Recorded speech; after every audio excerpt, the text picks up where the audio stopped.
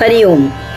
अष्टावक्र गीता योगदास श्री जय गणेश जोशी यांचे प्रवचन.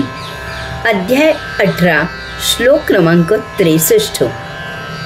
भावना भावनासक्ता दृष्टिर्मूढस्य सर्वदा भाव्य भावनया सातु स्वस्थस्या दृष्टिरूपिणी.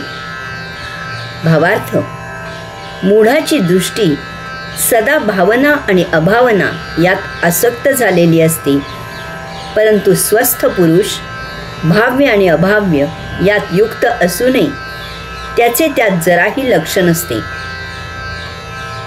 मूढाची दृष्टी सदा भावना आणि अभावना यात आसक्त झालेली असते. मूढाला संसारी भावभावना या पलीकडे अन्य काही दिसत नाही. अमुक पाहिजे आणि तमुक नको याचाच तो सतत विचार करत असतो.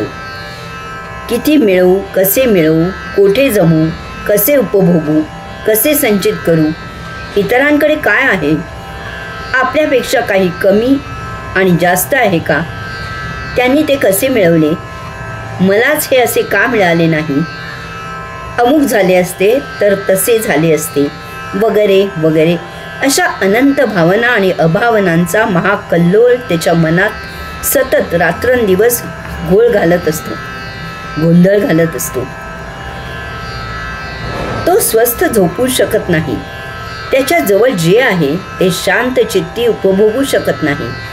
त्याच्या जीवाची सतत घालमेल होत असते. तो व्यवहाराची सतत गणिते मांडत असतो आणि त्या गणिताचे उत्तर त्याच्या मनाप्रमाणे येत नसल्यामुळे सदा दुर्मुखलेला असतो. अशाला मानसिक आजार होतो. काही निमित्त असो किंवा नसो, तो नेहमी भावना आणि अभावनांमध्ये बुडालेला असतो. एक महाशय तर महा अजब निघाले. ते कारखान्यात फार वरच्या हुद्द्यावर होते. त्यांच्या सहकार्याला हृदयरोगाचा झटका आला. तमाम लोक त्यांना मदत करायला, सहानुभूती द्यायला धावले.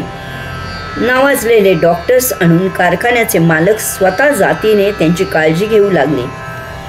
या महाशयांना असूयेची लागण लागली आणि ते वाट पाहू लागले की आपल्यालाही असा हृदयरोगाचा झटका केव्हा येतो आणि कारखान्याचा मालक आपल्याशी इतक्या सलगीने कधी वागतो.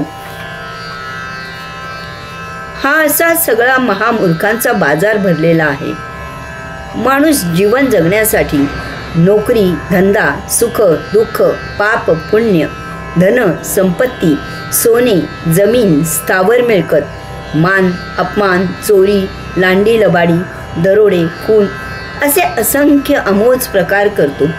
परंतु दुर्दैवाने हे सर्व करण्यात तो फक्त जीवन जगायला वंचित होतो. या सगळ्यात त्याला त्यासाठी वेळ सुरत नाही. यासाठी कसे जगावे, जीवनाकडे कसे पाहावे, कशाचा आदर्श बाळगावा ते पुढील ओळीत अष्टावक्र मुनी सांगत आहेत. परंतु स्वस्थ पुरुष भाव्य आणि अभाव्य यात युक्त असूनही त्याचे त्यात जराही लक्ष नसते. स्वस्थ पुरुष याचा अर्थ सर्वप्रथम आपण स्वमध्ये स्थित व्हायचे आहे, आत्मज्ञानी व्हायचे आहे. जसे संसारात रत राहून डुंबायचे नाही, तसेच संसार सोडून पळूनही जायचे नाही. असोनी संसारी लक्ष न देता जीवन जगायची कला अवगत करायची आहे. शेजारच्याला प्रसादाला बोलावले आणि मला नाही बोलावले, इतक्या महाशुल्लक कारणावरून आम्हाला महायातना होतात. यात महाघोर अपमान झाल्याची भावना होते आणि आम्ही बैचेन होतो. आपल्या समोर जे जसे जीवन आपोआप चालून आले आहे त्याचा मोठ्या आनंदाने स्वीकार करून त्याचा जास्तीत जास्त मोठ्या मजेत आस्वाद घ्यायला शिकायचे आहे. महालात आनंद असतो आणि झोपडीत दुःख असते, हा महागैरसमज दूर सारायचा आहे. आनंद तुमच्या अंतःकरणात असतो, तुमच्या कृतीत असतो. सकाळी महालात मसाल्याचे दूध कडवट चेहरा करून मुले पितात, तर झोपडीत बिनदुधाचा चहा मोठ्या चवीने मुले पितात. महालात मोमो गाद्यांवर झोपेची आराधना करत लोळत पडलेले असतात, तर झोपडीत तरटावर गाढ झोपी गेलेले असतात. एकदा का त्या स्वची ओळख होऊन स्वतःला देहापासून विलग केले की सर्व प्रश्न निकालात निघतात. त्यायोगे जीवनाचा सत्य अर्थ उमजतो. मग एकाच वेळी आकर्षण आणि विकर्षण याची खुमासदारी अनुभवता येते. हरिओम.